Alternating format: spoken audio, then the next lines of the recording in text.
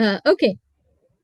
And so this is kind of my commercial for nature because I think that everybody probably knows there's health benefits to being outdoors and doing outdoor recreation, but there's actually research that backs that up now. So there's lots of health benefits of doing things outside and recreating outdoors and spending time outdoors. So there's mental and physical health benefits.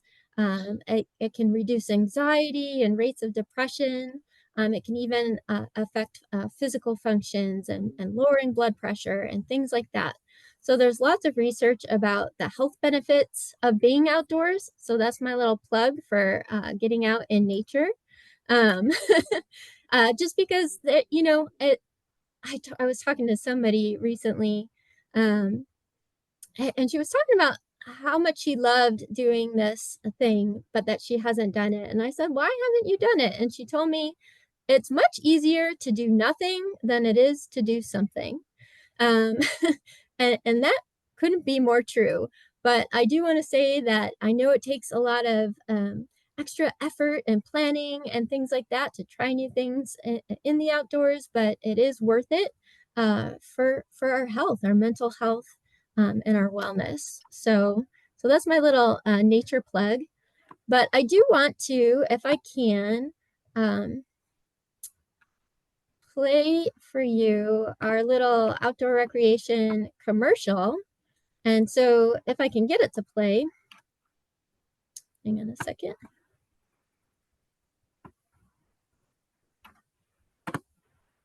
There we go.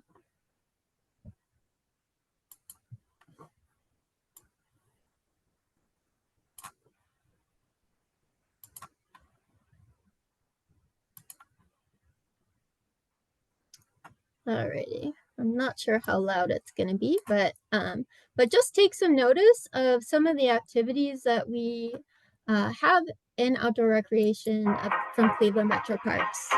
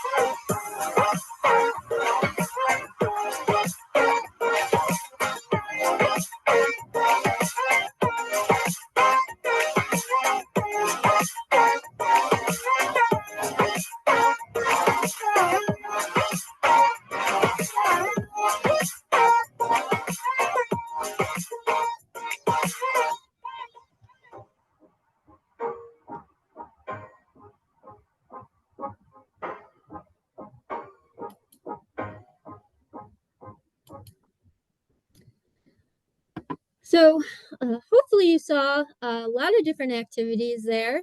And some of them were from our adaptive programs, and some of them were from our programs that aren't adaptive, but we do work towards making any program inclusive as much as we can. And so we're hoping to expand some of our adaptive programs into some of these other areas. So I'm not sure. Here we go.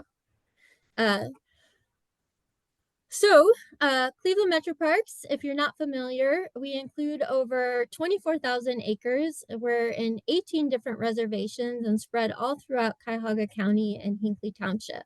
And then I'm specifically from outdoor recreation, and so we provide programs throughout the area in all of these different parks. Um, and, and, and and these are year-round, human-powered, natural resource-based recreation. So we do try and integrate conservation and education. And part of our mission, specifically with outdoor recreation that we have come up with, is that we want to connect people and help to remove some of the barriers to participating in outdoor recreation. So I think that's worth mentioning. In this presentation, I'm going to focus on three areas, which are our program progressions, facilities, and then also how you can partner with us. But we are going to spend some time on how we're trying to help remove some of these barriers to participating in some of these programs. And again, if you have any questions, just give kind of a holler out, and then I'll pause. But how we organize our programs is with this Try It, Learn It, Live It series. So we like to offer programs at a low cost and low commitment. So that would be our Try It programs. Our Try It programs are usually about $5 to participate, and they're generally an hour of instruction. We provide all of the equipment, so if there's something that you have never tried before, but you want to give it a shot and you don't have anything, we provide all of the equipment, the instruction. You can come out, give it a try. Try it kayaking, for example. And so if you go out there and you get out on the kayak and you decide, well, that was fantastic, I want to do more, you could move up in the progression. If you decide you go out there and you never want to do that again, good for you for trying something new. And you don't have to, and it's only $5 out of your pocket and an hour of your time on the program. But then the next step would be to learn it. So you might take those skills that you learned in the Try It, and then we kind of progress the skills. So you would learn more paddle Hey, man, stroke. and this is Larasha. I'm not sure if it's lagging on people's part, but it's lagging on my end. I'm sorry, I couldn't quite catch that. Is it something about the volume?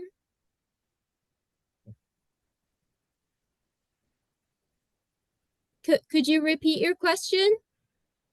Oh, hi, Megan. It's Larasha. I was just saying that, is it lagging on anyone else's part? Like, or no, is it just me?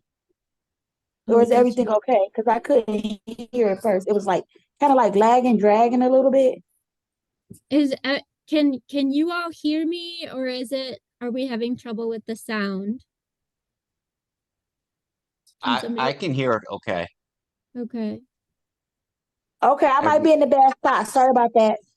No, it's okay. And sometimes it's the internet connection. So, but if anybody can't hear me, if anybody else is having trouble, let me know.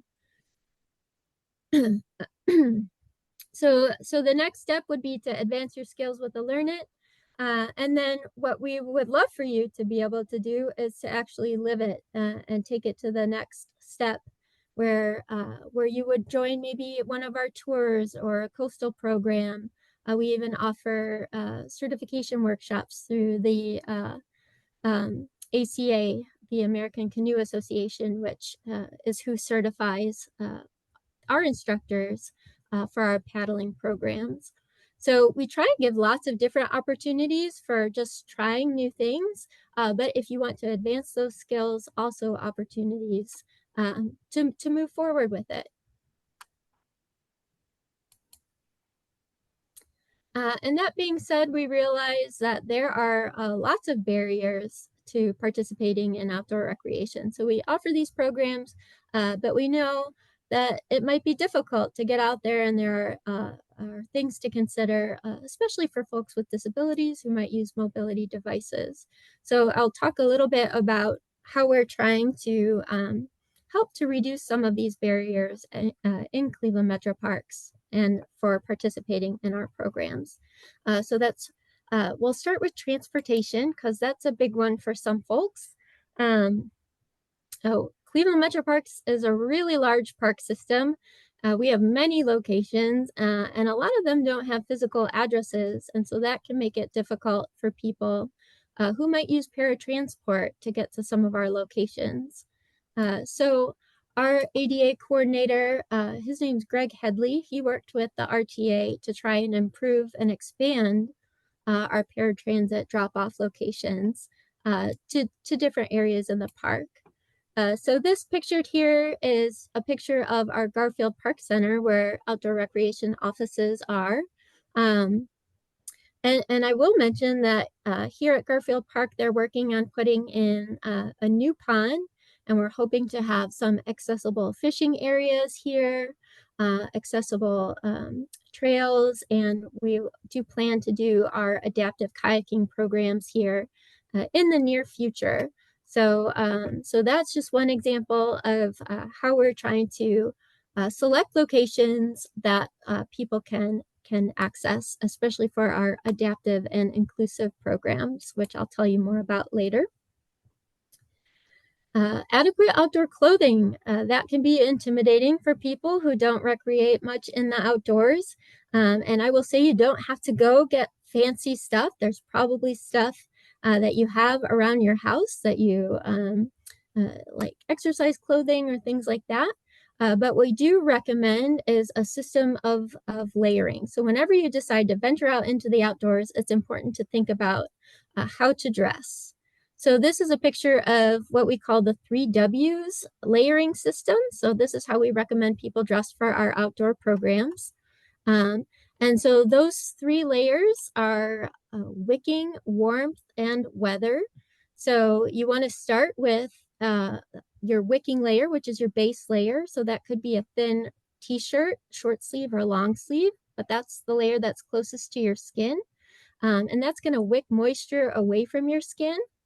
Your middle layer is your warmth layer, so you want to make sure that you can layer up and provide insulation if it gets colder out.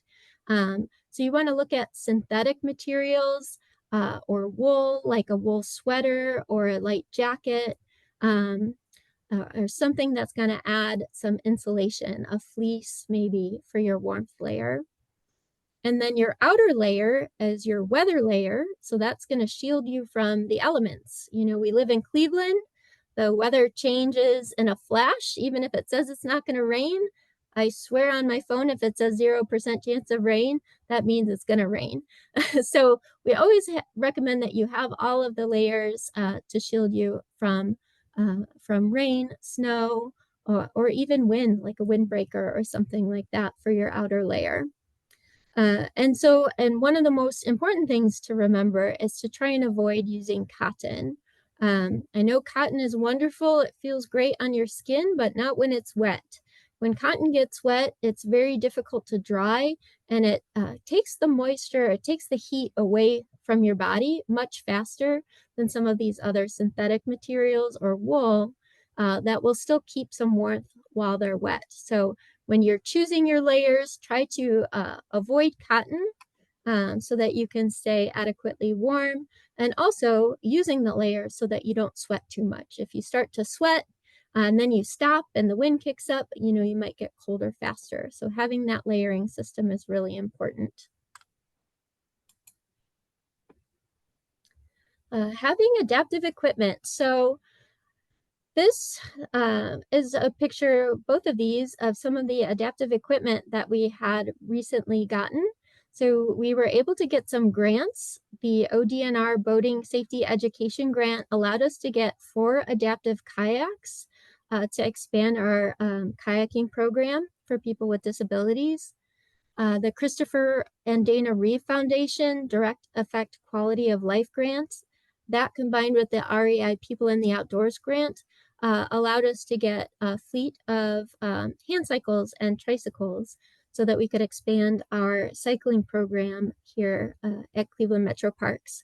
So 2020 and COVID was not great for programming. That our programming slowed down very much, but it was great because it gave folks here at Outdoor Recreation the time to apply for some of these grants and build up our equipment. So now that people are getting out again, our adaptive programs and inclusive programs are growing. So that's fantastic. I'll also mention that you can find our ADA transition plan on our website at clevelandmetroparks.com. So we are committed to trying to improve accessibility throughout our parks and throughout the zoo. And I'll also mention that we are in the process right now of updating that. So looking at the areas that we've made improvements and looking at the areas that we still need to improve on. So that is in the process of updating, but it's good to know. If you ever wanted to know what our plans are, you can find all of that online on our website.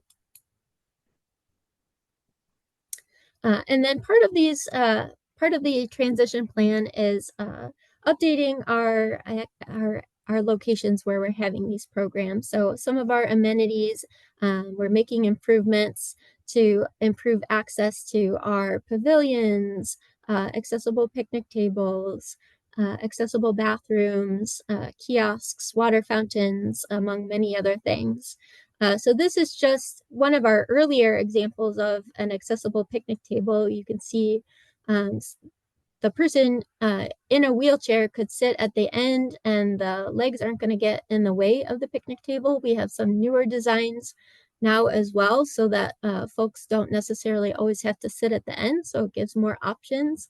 But that was just one example. This was at our Hinckley reservation. And when the folks came to bring these picnic tables up to the picnic area, they dropped one off, they ran down to the truck to get another. And by the time they came back up, somebody was already using it. So we know that there is a need that people want to get out and enjoy our parks. And so we are working to improve some of the amenities and the programs that we select. We try and make sure that they are accessible to folks. We also know that knowledge can be a barrier. Recreating in the outdoors or trying an activity that you haven't done before or something you've done in the past but haven't since your injury. We have the knowledge in outdoor recreation of the activities and the equipment and things like that. And we provide all of the equipment and instruction, but we also understand that it's a partnership. Guests are experts on themselves. They know what their skills are, what their abilities are, and also what their goals are. Not everybody recreates in the outdoors for the same reason. Some people want the challenge, some people want to socialize, some people just want to be outdoors. So we do try and collaborate with guests so that we can make it the best experience for you and for everyone. So we realize that it's a partnership. And to help improve our knowledge, we were able to get a Cuyahoga County Board of Developmental Disabilities grant so that several of our outdoor recreation staff, plus a couple of staff from our Youth Outdoors program and some folks from Youth Challenge in the community, we were all able to get our adaptive paddling endorsement from the ACA. So that can help us to improve our knowledge on how to better serve people with disabilities on our kayaking programs. So that involved the adaptive paddling workshop so that we could help to modify boats and understand sensory needs and things like that. Some of the things to consider when fitting people into boats, as well as our advanced communications workshop. So that is to help us to better communicate with people who have hearing, vision, or communication impairments and disabilities. So we are also trying to improve our knowledge so that we can serve guests and give the best experience. So by negotiating all of these barriers, we are trying to bring the benefits of nature and outdoor recreation to all guests, and that includes guests with disabilities. So we did have a bit of a pause on programs for a while because of COVID, but they have started up again, and the numbers are kind of getting to pre-COVID numbers. So we are looking to expand our programming.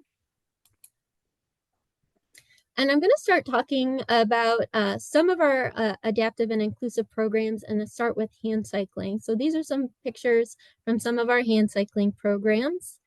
But I mentioned that grant that we received, and so these are 4 of the Defier hand cycles that we got from the Dana and Christopher Reeves grant. And so I'm not sure if you can see it well, but these bikes are Delta style tricycles. The seat is adjustable, so they're more upright, so they're easier for folks to transfer into. But the seat moves forward and back, so we can adjust them right there on the spot.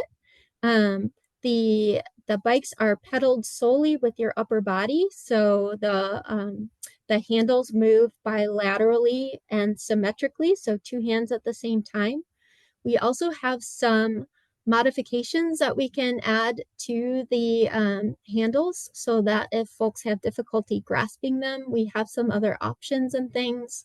But the handles can be adjusted, the seat can be adjusted. And if you notice on the back, there's a handle on the back as well. So if you're not sure how you'll do performing with the hand cycle, we are able to assist from the back. So we can also operate the brakes and we can help you steer. And we can also give you a little boost when you hit maybe a hill, but we do try and select beginner friendly areas to do our hand cycling programs. So that's a little bit about our Defier hand cycles that we have. And then this is the same thing, but we do have an extra large model that the wheels are a little bit beefier and the seat has a little bit more width for comfort.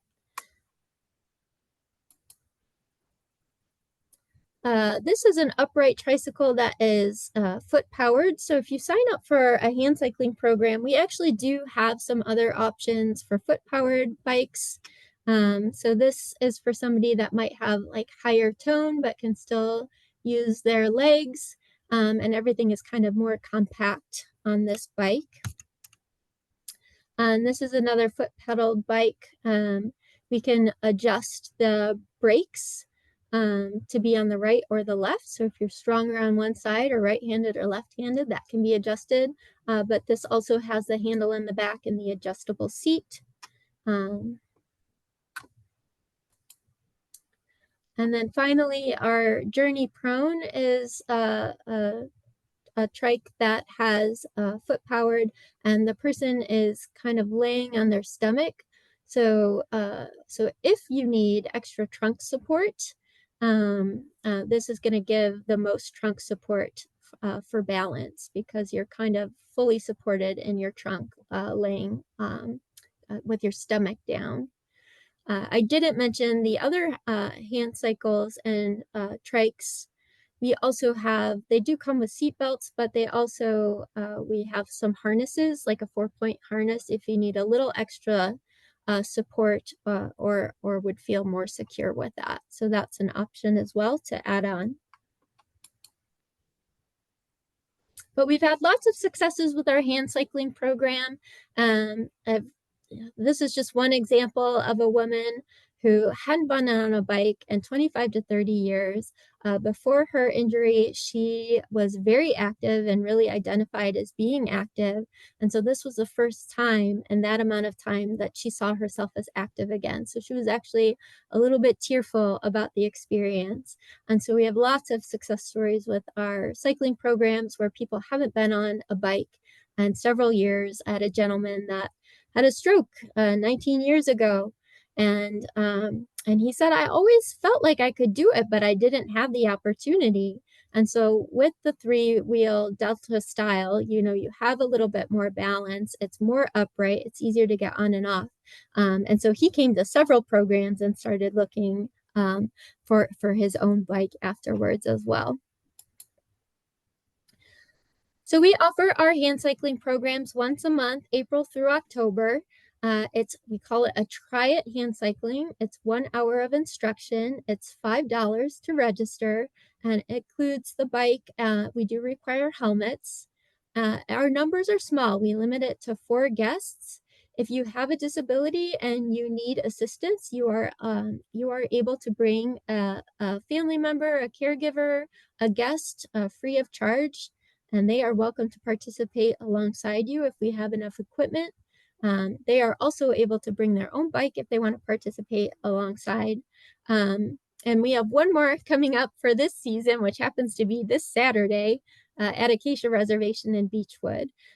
So one more for this hand cycling season, likely until April. If you were interested in registering for any of our programs, you can go to clevelandmetroparks.com/OR.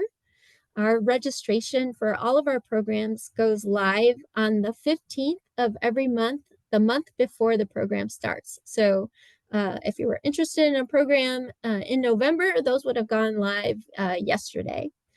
So that's a little bit about hand cycling. We also have adaptive kayaking. They call kayaking the great equalizer.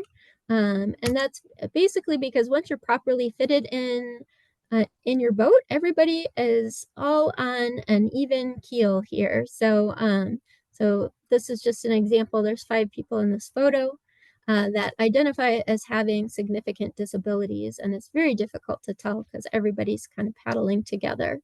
So we love kayaking for that reason.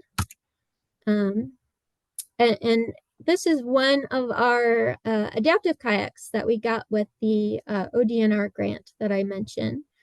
So you can see this gentleman has, it might be difficult to see, but there's outriggers in the back.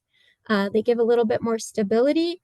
He is also using a one-arm paddle pivot, so he can operate the paddle with the use of one arm. And I will get into some close-ups of some of this stuff.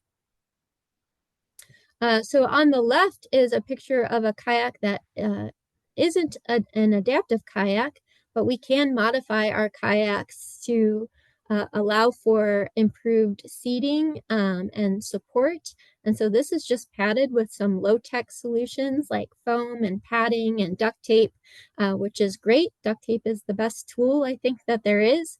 But if you look to the right side of your screen, these are our Creating Abilities kayaks. So there's seating options there, which you can see that the seat is extended up if you need more trunk support towards your head.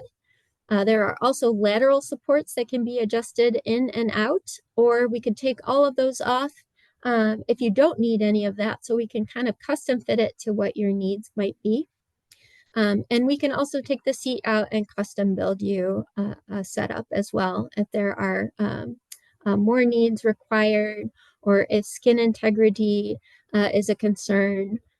So we can customize that specifically for you. We also have something that's called Sweet Cheeks, which is a cushion similar to what a Roho cushion is, where you can fill it up with air, and then when you sit on it, you release it, and it actually conforms to your seat so that you're covering surface areas fully and not getting pressure areas. So those are some seating options that we have. And then below that, you can see a close-up of those outriggers that I mentioned. So those are going to give your boat more stability. They're like training wheels for your kayak. So if you're worried about tipping or balance, those are going to make your boat more stable on the water.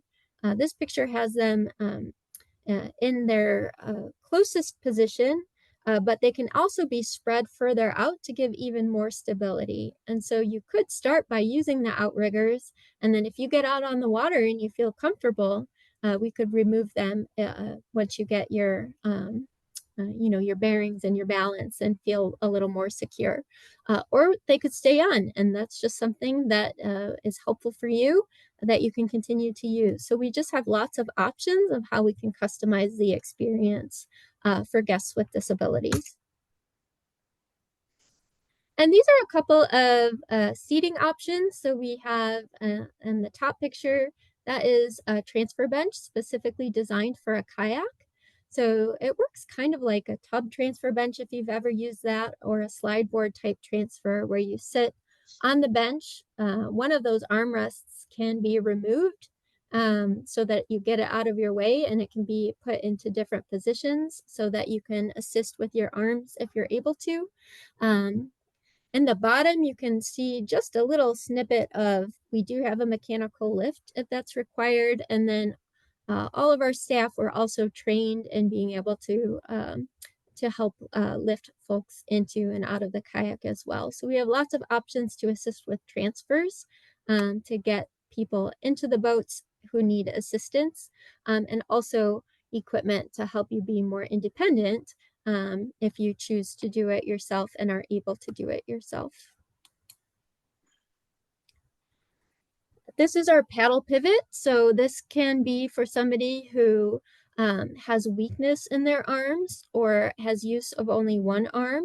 The paddle is positioned in between your legs onto the boat. And so it's secure on there. And then it just gives support to the paddle so that you can paddle with one arm. And it might be difficult to see there, but there are some hand grasps that we can add to the paddle to help you to hold onto the paddle if somebody has limited grip strength or something along those lines. So I have some close-ups of some of our hand adaptations. We can use bike tire tubing as a low-tech option, but if you look in the upper right-hand corner, our creating abilities, hand adaptation can help support your hand on the paddle if you have trouble gripping. If you don't have any grip at all, but you have some movement more proximally in your arm or further up on your arm, there's a wrist adaptation, which is in the bottom left corner. So you don't even have to hold on to the paddle with your hand. That is connected at your wrist, and you can operate the paddle with your arm without holding on. So we have some different options for folks that have some mobility in their arms but aren't able to fully grasp the paddle so that they can operate the paddle. We do also have options if you aren't able to use your arms at all. We can tow you in the boat if that's the experience that you want to just get out and be on the water. We have options for pretty much everybody. As long as you can breathe on your own and seal your airway. We can't 100% guarantee that a boat won't capsize, but we would be able to help get you back into the boat if that happened. And with the items, it's rare, but it just can't be 100% guaranteed. So something to consider. But we offer try it adaptive kayaking. When it's warm out, we do those generally in inland lakes like Hinkley Lake, which Hinkley Lake is soon to be, well, it is drained now, so it's kind of out of commission for the next couple of years. So we'll be looking at more options for the next couple of years, likely Wallace Lake or another inland lake. And then we've got Garfield Pond coming up soon too. But over the winter, when it's too cold to paddle outside, we offer adaptive kayaking in the warmth of the pool. So Seven Hills Recreation Center has a zero entry pool where we actually kayak indoors over the shoulder seasons and over the winter. So that is coming up on November 19th. We have a try it adaptive kayaking from 10 a.m. to 11:30 a.m. We do provide an extra half hour for our try it adaptive kayaking, just because that's going to allow more time for the boat fitting and problem solving and things like that. So a little bit more time for our adaptive kayaking try it. Hi, Megan. Is it a weight limit for that? The oh, I believe that the boat this particular the adaptive boat is I believe 250 pounds. We do have some other options, but they don't have all of the additions. We would have to customize a seating situation if that was something that you were if you were requiring. So I think our we have sit-on tops, and then we have something called the loon, and I believe that the max of that one is 400 pounds.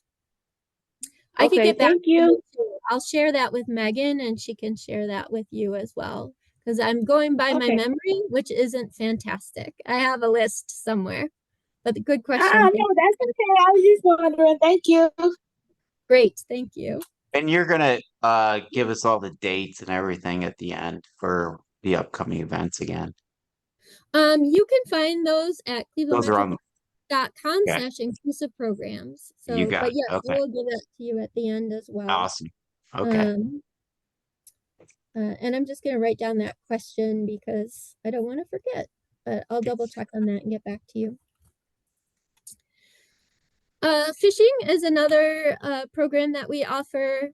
We have several different hand adaptations to help people, assist people with holding the fishing rods.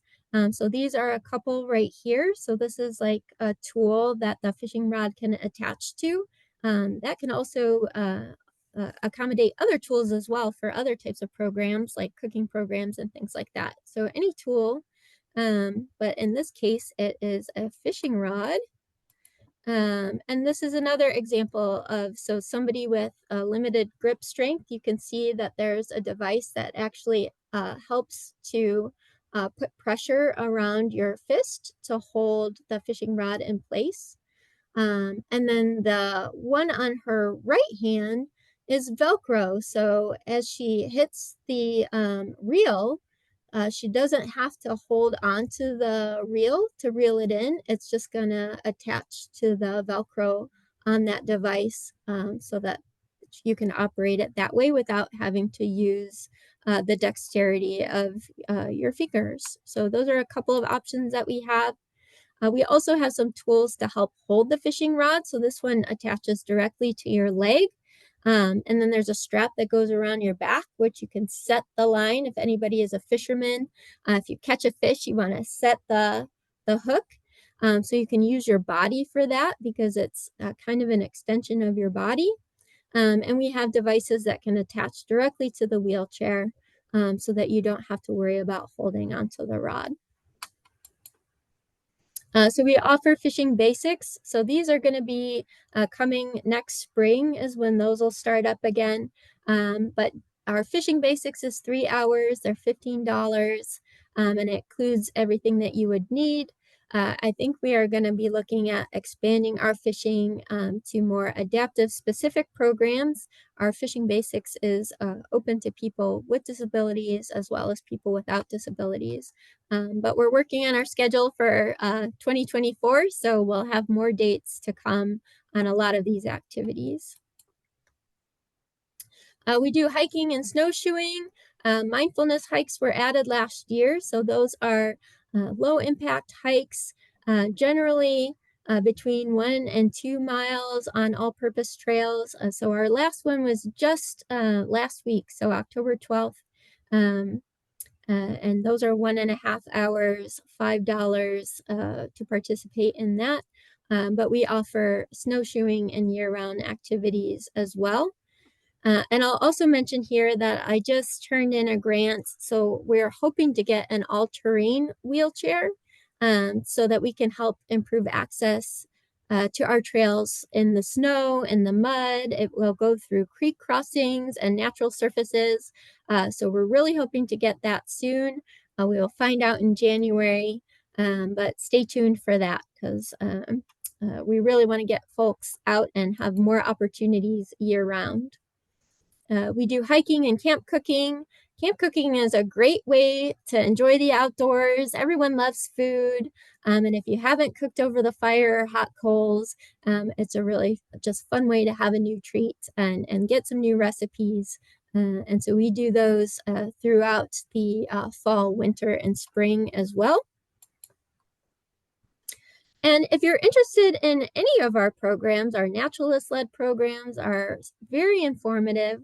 We have them all throughout the different reservations. If you look at the descriptions online, the terrain is usually noted, but you could also call and find out specifics. You could most likely talk to the specific person who's leading the program if you have questions or need any accommodations. So when you register for programs, there's a spot with notes and you can indicate any needs there.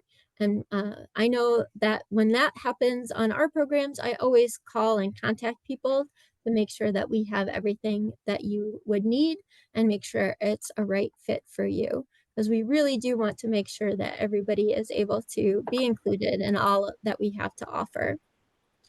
Are these programs also offered currently, the outdoor living skills programs? Yes. So the we're kind of in a little bit of a lull because we're kind of wrapping up the warm weather, and so fall gets a little bit slow.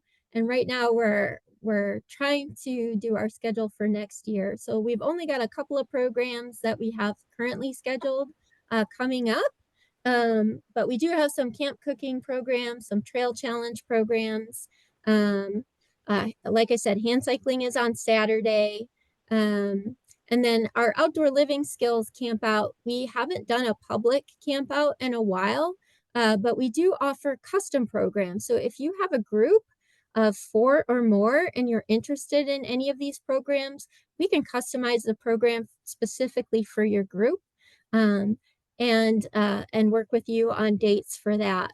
I will say that if that's something that you're interested in, let me know as soon as possible, because we are doing the schedule for next year, all of next year right now.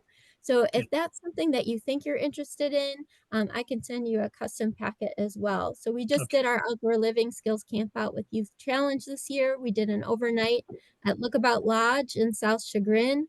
Map and compass skills and fire building and camp cooking were the highlights for them.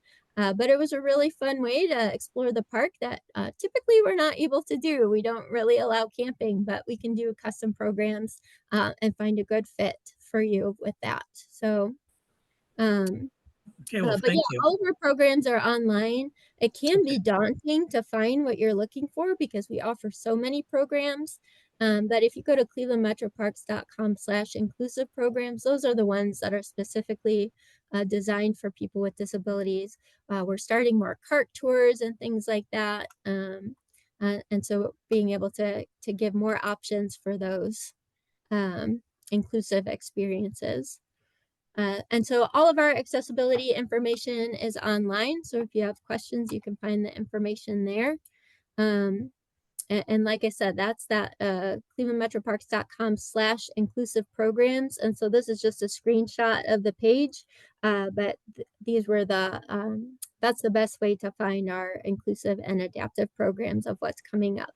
So it's a little slow looking right now, but stay tuned because we will be updating that schedule very soon.